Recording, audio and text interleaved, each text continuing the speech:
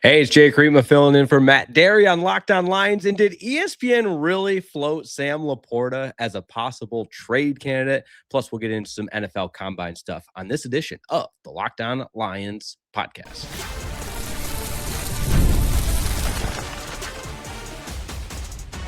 You are Locked On Lions, your daily Detroit Lions podcast. Part of the Locked On Podcast Network, your team every day. Oh, that's right. What's going on? Fired up to be back on the Locked On Lions podcast. My name is Jake Riepma. Fired up to be filling in for Matt Derry. Shout out to the real one, Matt Derry, for giving me the opportunity. All the best to him. Appreciate him letting me slide right in. If you don't know me, I'm over on the Locked On Lions Squad Show with Bradford Banta and Natalie Kerwin. Do lots of stuff with Locked On Detroit in general, Locked On Tigers postgame shows, Locked On Pistons Squad Show, but love talking about the Detroit Lions. I get to do it twice a week on the Squad Show and now with the Locked On Lions podcast. So if a couple of times I say the Locked On Lions Squad Show, I'm sorry, muscle memory, it's habit, but here we go. Buckle up and dial it in because this is the number one sports podcast platform out there, the Locked On Podcast Network. Thanks as always for being an everydayer, and shout out to those everydayers, and shout out to the ones who check out not just the Locked On Lions show with Matt Derry, which is excellent. Make sure you like and subscribe, but also the Locked On Squad Show as well. There's all kinds of room for everybody. But what the heck is ESPN talking about? Is anybody else as fired up as I am when they read the most tradable candidates or whatever the title of the article is? By the way, today's show, we're going to get into it all. We're going to talk about this bogus article on ESPN.com, as well as the latest from the NFL scouting combine in Indianapolis, Indiana at Lucas Oil Stadium, and then some interesting notes on Kelvin Shepard and just how close he was to becoming the head coach of the Miami Dolphins. But here we go. I'm a little bit fired up because articles like these, I guess they work. That's first and foremost, right? I'm fired up about it, and the headline grabbed my attention, and now here I am down a can of worms about Sam LaPorta and the potential of him being traded. So the title of the article, 2026 NFL offseason ranking, the top 15 trade candidates. And lo and behold, at number 8 lands our guy, Sam LaPorta, the tight end from the Detroit Lions. And the way ESPN often breaks down their articles, and I'm the same way. You don't want to read just a bunch of text on the screen. So in bold, you got the contract, 1 more year at about $5.8 million. The buzz. The Lions have 4 2023 NFL draft picks, and they want to extend LaPorta. And oh, by the way, Jahmyr Gibbs, Jack Campbell, and Brian Branch, which, by the way, awesome episode yesterday with Matt Derry talking about the core 4 of those exact fellas. So Jahmyr Gibbs, Jack Campbell, Brian Branch, and Sam LaPorta. Now, the article goes on to say there are people around the league who wonder whether or not they'll be able to get all those deals done, or if they'd have to trade someone, even if the Lions can't extend LaPorta. I think the odds of them trading him are extremely thin. So there we have it. All right, we finally got to it. Down at the bottom of the paragraph, buried in there, the actual odds of them trading him are extremely thin. So if you're yelling at me in the comments and you think Riepma wants to trade Sam LaPorta, he doesn't. I think he's a part of the core 4. I think also you add in the potential value that he could bring with Petzing's philosophy and how much he loves 13 personnel. 13 personnel. He's the guy that invented it. Okay, not actually, but there is a lot of imitation is flattery in the NFL, or it's a imitation league. You saw the Rams have a lot of success with 13 personnel, and you think, okay, maybe that's a potential future direction of the offense. And McVay and Petzing and some of the Shanahan and some of the guys that are forward thinking as it relates to offenses find ways to be a step ahead of the defense, and maybe 13 personnel, 1 running back, 3 tight ends could be a potential for the Detroit Lions. And obviously, if you're heavily involved in using the tight end, which the Lions have been, you need a guy like Sam LaPorta. We saw time and time again throughout the course of this past season just how much the Lions offense struggled, or you could feel the absence and that void without LaPorta in the lineup. So we'll spend a little bit more time on this article, but I wanted to get that out right away that, hey, buried there in the text, the actual odds of this happening extremely thin. Now, it is important to note Laporta had back surgery this past season, and with that, obviously, production is going to be down a little bit, and you could maybe make the case, okay, was he as explosive as he was in years past?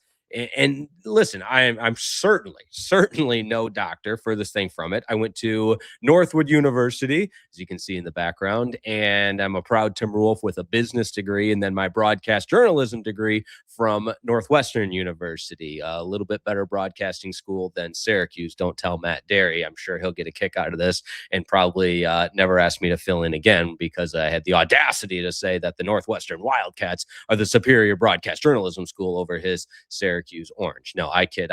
But point being, I am the furthest person qualified to even hint at having any indication on a medical standpoint. So please hear that when I say that. However, the back is one of those unpredictable areas where you never really know what a player is going to be like post back surgery. So the fact that that is a part of the conversation, I don't think you get laughed out of the room for bringing up that component of the entire Sam LaPorta discussion. Now, he remains probably one of the more exciting tight ends in a league where the tight end has become a pivotal part of the offense. And you've seen, I mentioned the Rams with their offensive prowess with 13 personnel, but the George Kittles and tight end and that becoming a huge thing. It is certainly an indication of where the NFL is going and the importance of having that high volume receiving target as a tight end. So the thought process being here, instead of, getting into a bidding war or risking some kind of free agent mishap in the future in 2027, should he come back to, the abilities and show what he's been able to do. The point being, okay, let's move him now and get ahead of this. But I can't empower it any longer because I don't think this is happening. And again, to talk about the state of headline journalism or whatever it may be and examining all potential options, yes, sure. It's Thursday, February 26th into Friday, February 27th. It's the NFL Scouting Combine. We can have conversations like this. The potential team targets, you talk about the Chiefs, Ravens, and Texans as teams listed. And you could make a case for any of those three teams wanting to make a bold move for the Chiefs to get back to where they were, for the Texans and Ravens to get over the hump. And Sam LaPorta would be a guy that fits that box. For the Chiefs, the conversation's easy. That Travis Kelce, another one of those tight ends that's a part of tight end and everything else, is obviously on the back nine. And you could make the argument maybe even on the 19th green and is too long in the tooth to have any more value. So Patrick Mahomes needs a tight end. For the Ravens, make the case, okay, give Lamar Jackson and that new regime a fresh new weapon. We love the term weapon around here.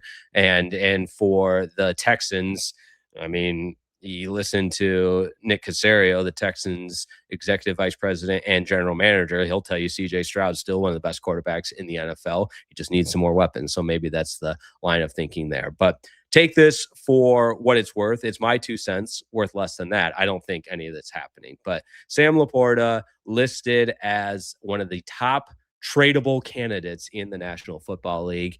And I'm reminded of the Nick Saban quote when he would freak out on reporters and even sideline interviews, and he'd go, "It ain't happening, so quit asking." All right. That's how I feel about the Sam LaPorta trade, floating as a trade candidate. So all that said, hey, it's February.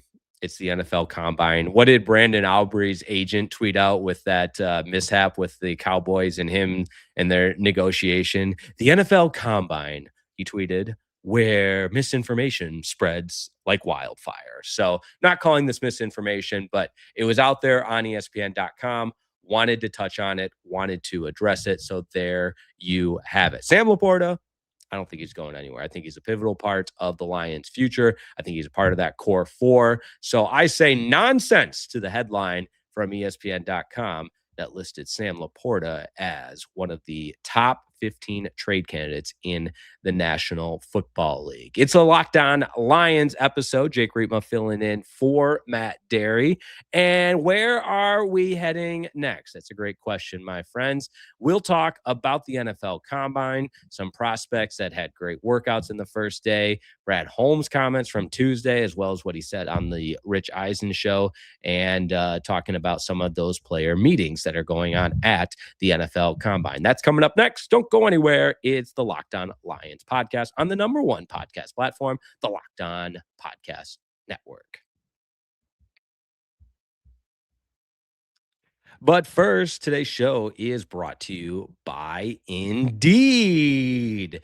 That's right. Workplace chaos, deadlines, they're stacking up. Your inbox is overflowing. And the one position you have to fill still is sitting wide open. When the pressure is on and you need the right hire, this is a job for sponsored jobs. Indeed, sponsored jobs help you reach the people who actually fit what you're looking for, the skills, the experience, and the location. It's also important, and Indeed helps you nail each component of it so you're not just hoping the right candidate stumbles across your post.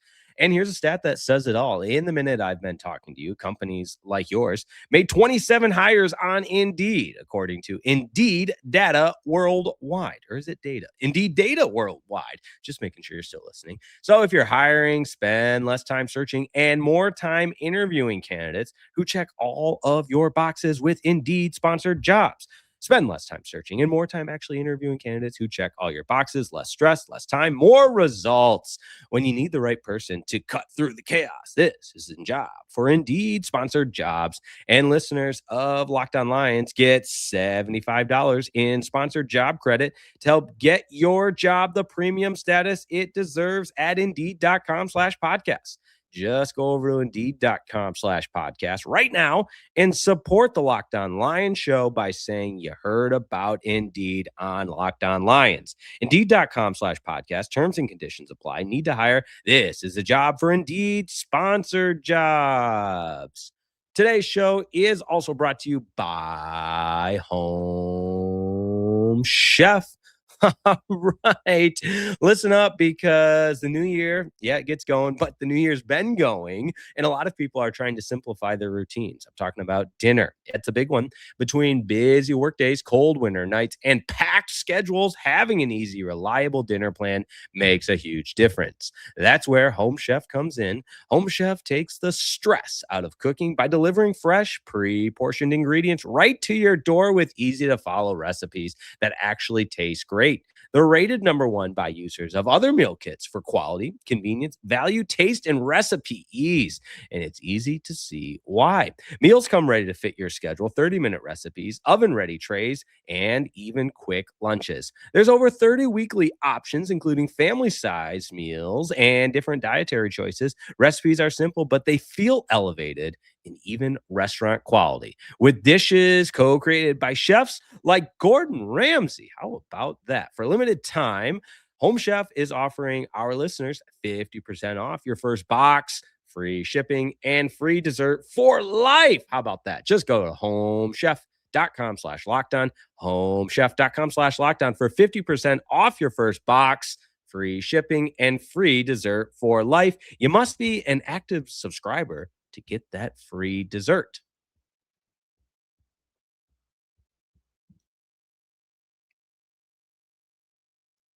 Woohoo! We are right back on the Locked On Lions podcast. Jake Riepma filling in for Matt Derry, and it's NFL Combine season. That means each and every day there's news, there's notes, there's rumors, there's conversations, there's meetings, there's workouts. And what's it all boil down to? the off season, right? People will tell you, hey, the off season doesn't begin until the combine is here. But guess what? The combine is here. Listen to Derry a little bit yesterday talk about Brad Holmes' comments. I think we start there because he was on the Rich Eisen show in addition to the regularly scheduled interviews. Some of the things that stood out from what he said about just the core overall, and that what you love about this time of year is you get to hear from the general manager. You get to hear from Dan Campbell, and it's a different conversation, obviously, than what's going on in the season. And the big notes I took from his conversation with Rich Eisen were talking about that Super Bowl window. And Rich Eisen, I mean, it's a legend in the industry, covering the NFL for as many years as he has in a number of different capacities. I remember him from early days Sports Center when I was a kid. You know, obviously one of the figureheads in the industry that made me want to get into the industry. But aside from that, still doing big things on the radio side. That is a streaming show, whatever it may be. I think it's back on ESPN. I don't really know. The Rich Eisen show. And Brad Holmes talking about having the ascending young players that they do combined with a quarterback who's still in his prime and Jared Goff, and that equating to the Super Bowl window being wide open. And I think that's important because the other part of that conversation, the other side of the coin, if you will, is getting to the point where there's no such thing as a window because you've done everything right to avoid this roller coaster approach where, hey, we're really good for the next couple of years, and then the bottom falls out. Now you're back to rebuild. And then you get back up to the mountaintop, but no, a more steady climb and steady projection to where this team year in and year out is among the upper echelon in the National Football League to give themselves the best opportunity at competing at a high level in postseason play and on to conference championships and on to the big game and everything like that. So it's all this time of year again. It's all conversations and the proof is in the pudding on the field. But it was refreshing to hear Brad Holmes talk more on, hey, the goal with this team and with this organization is not to have windows. It's to year in and year out we be putting our best foot forward for establishing the opportunity to be in the conversation among the elite. Now, as for day two observations, some of the specific players the Lions might be looking at, I'll just tell you this. I love this time of year. I love the draft. I love the conversation around it. But knowing damn well, it does not matter what I think. It does not matter what players I like. It does not matter what my big board says. Hey, what's my latest mock draft? And I sometimes, probably to my own demise, my own fault, make too much of a joke about it because, I mean, I could sit here and tell you everything you need to know about every prospect, but I don't think Brad Holmes or the Lions front office give a you-know-what. That said, I think there's a ton of depth at the defensive end or edge position, however you want to put it. I'm a little bit more biased to some of the guys I watched more regularly. And for those that don't know, I do a college football show called Fan University based out of Dallas and watch a lot of SEC, Big 12, and Texas A&M's Cassius Howell was a guy that stood out to me all season long. Jumped off the screen, the tape, and he was the defensive player of the year in the SEC, a little bit undersized, and that's equated to him not necessarily flying up different draft boards. And again, talking about that edge position group as a whole, you got David Bailey, who is far and away the top prospect, and then Reuben Bain Jr. right there out of Miami. But after that, I really do think the Lions can start to be in play at pick number 17 for the rest of that class that very well could yield a couple more first round picks. Talking about Keldrick Falk. I know a couple of guys that are at the combine right now mentioned that Falk met with the Detroit Lions and had the conversations and everything like that. I believe it was, I want to make sure I properly attribute this if I'm going to praise my own journalism prowess. Yes, it was Crunch Time Sports, so official CT pod. Give credit to those guys. I think they do a tremendous job. But they're tweeting out that the Lions really like Keldrick Falk out of Auburn. And he measured out at the combine at 6'5", 276.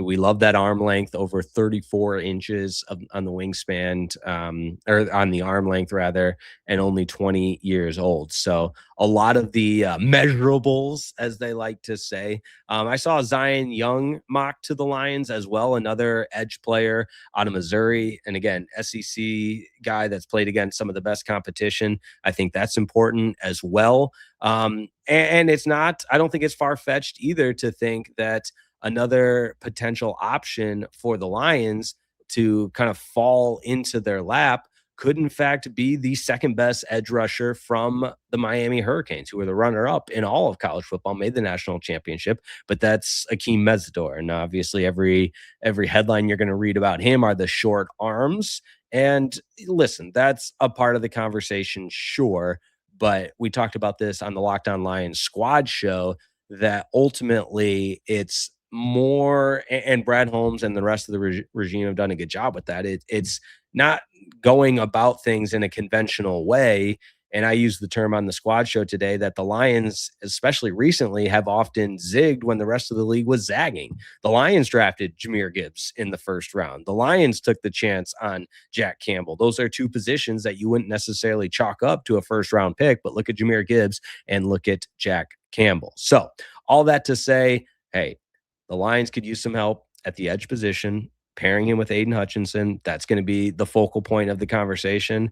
And I love the prospects and the depth at that position, to where you're all of a sudden you're looking at pick number 17, and you might have a couple of day one impact players that can help your team right away. And sure, is there a conversation to be had about allocating those resources of a first round pick to the offensive line? Definitely. I don't think the offensive line in this draft is as deep as the edge. So when the value comes into play, value, that's also something to consider for sure. But final segment of the program is coming right up. Hopefully you're still listening, because I appreciate it. And hopefully you're an everydayer, and hopefully you've liked today's show and you've subscribed and everything else, because the Locked On Podcast Network is the #1 sports podcast platform. Let's wrap it up with a little Kelvin Shepard conversation and just how close he was to becoming the head coach of the Miami Dolphins, next on the Locked On Lions podcast. But first, today's show is brought to you by FanDuel. That's right. Let me just find that little FanDuel graphic for you. There we go. We are rolling. We are rolling. If you ever wanted to experience the NBA Finals live and in person, of course you have. FanDuel is giving you the chance to turn that dream into a reality with the NBA sweepstakes. Here's how it works. You use your profit boost on any NBA future. By the way, Detroit Pistons, best team in the East, best team in the NBA. Maybe use your future on them. You'll automatically be entered for a shot to win an NBA Finals trip for two. That's right. Flights, tickets, the whole experience. And if you're already looking at the board and thinking about which team can make a deep run, again, a little hint for you, it's the Detroit Pistons. And this is the perfect time to lock it in. And now, not only can your pick cash, but it can also send you to the NBA Finals. Visit FanDuel.com to get started and use your profit boost on an NBA future and get entered for a chance to win a trip to the NBA Finals. Play your game with FanDuel, the official sports betting partner of the National Basketball Association.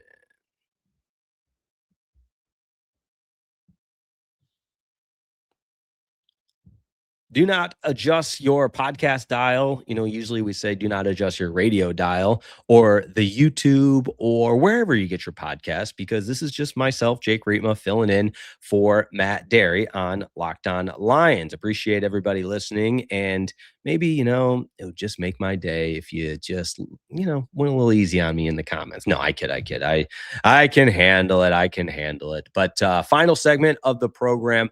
I find it interesting, even though it's a looking back to a hypothetical in the conversation around Kelvin Shepard, of just how close was he to becoming the head coach of the Miami Dolphins. And again, this is not anything groundbreaking, but there was an article about it in the Detroit Free Press from Dave Burkett, who, by the way, I mean, I'm not telling anyone anything they don't know, but guy's a GOAT, legend, one of the best beat writers in any sport, in any league. And we're lucky to have him in Detroit. He's also been very, very kind to me in my time at both 97.1 The Ticket and now at 105.3 The Fan. But all that to say, hey, Dave Burkett wrote an article just discussing that Kelvin Shepard really was very, very impressive in his first interview, in his first head coaching interview, and is just kind of on that ascendant rise that seems to be accustomed to Lions coordinators at this point. Obviously, Ben Johnson and Aaron Glenn, both head coaches now,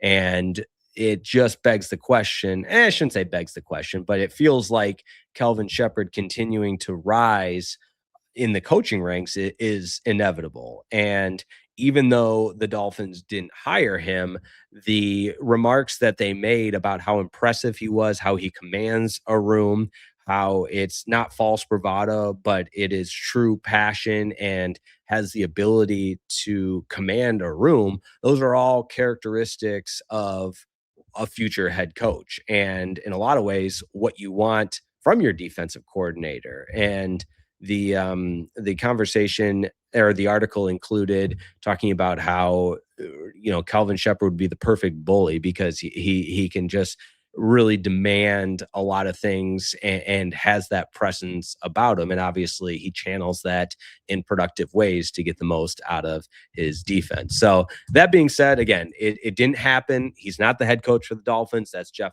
Hafley.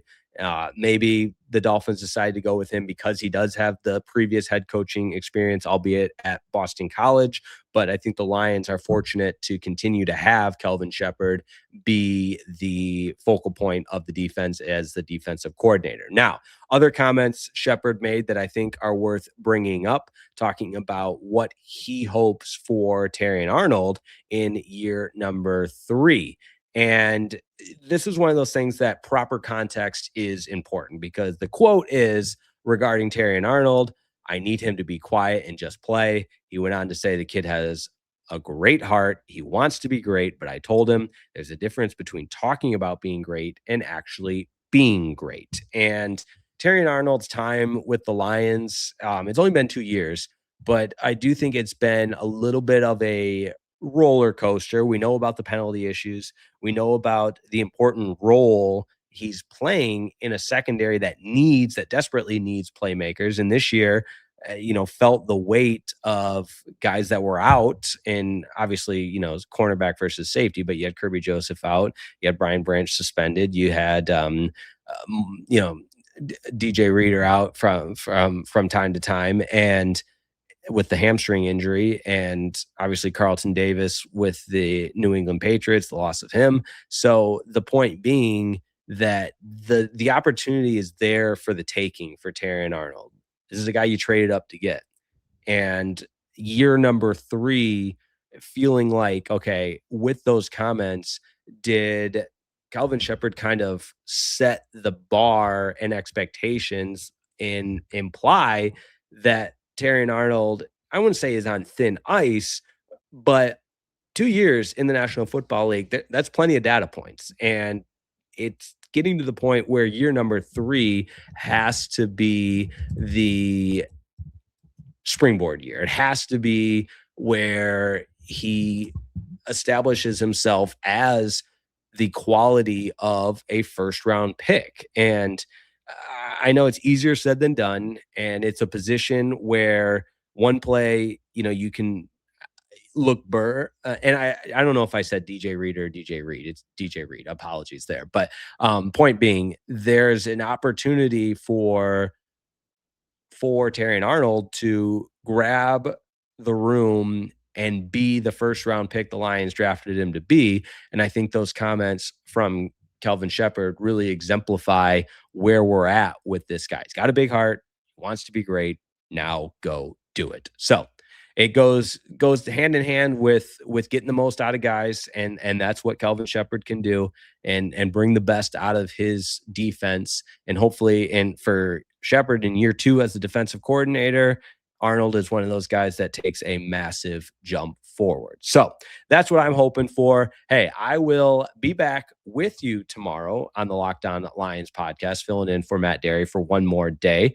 Do me a favor and like today's video. Make sure you subscribe to Locked On Lions. Again, check out the squad show as well. And don't forget to join that Everydayer Club. That's right. You get access to ad-free audio. Matt Derry does a great job with that. And I know I'm an everydayer, and you should be too. So let me just run down everything again. The regular show, the daily show, a little bit different than the live squad show. So make sure I didn't miss anything. It doesn't appear that I did. I'm sure I'll hear from the Locked On bosses if I do. But hey, make sure you join that Everydayer Club. Like today's video, subscribe. This has been the Locked On Lions podcast, and we will talk to you tomorrow. Today is Thursday, February 26th. Maybe you're listening on Friday, February 27th. Next episode will come out Friday, February 27th, and take you into the weekend. Have a wonderful rest of your day, morning, afternoon, evening, whatever it is, and we'll see you next time.